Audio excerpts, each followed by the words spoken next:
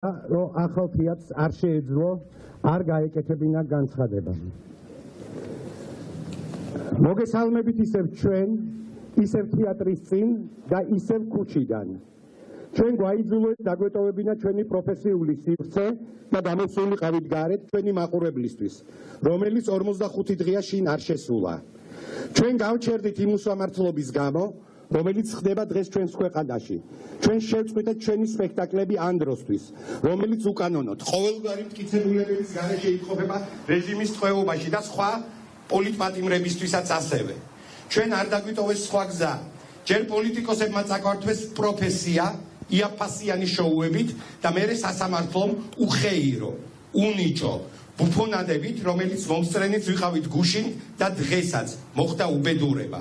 ბოლო იმედი, რომ სახელმწიფო გაუფრთხილდებოდა თავის ნიჭიერ ჯანმრთელ ახალგაზრდებს დასრულდა.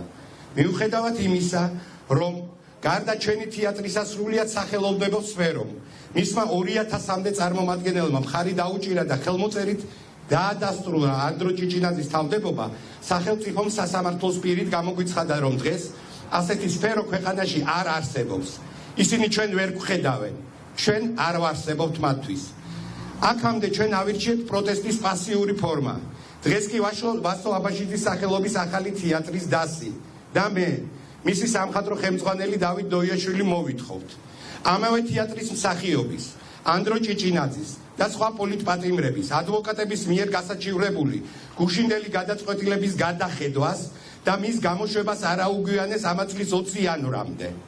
იმის გათვალისწინებით, რომ დღემდე ჯერ კიდევ ვერ წარმოადგინეს და არც არსებობს მათზე არანაირი მტკიცებულება, რაც მათ სისხლის სამართლის დანაშაულს დაადასტურებს.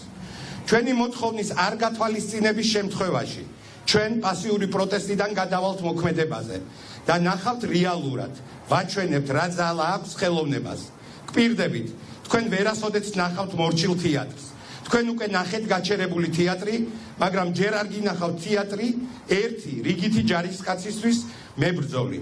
ჩვენ ვიქნებით ეს თეატრი. თავისუფლება ანდრო ჭიჭინაძეს და რეჟიმის პოლიტიკურ პატიმრებს. დიდი მადლობა, რომ ჩვენთან ხართ. მადლობა.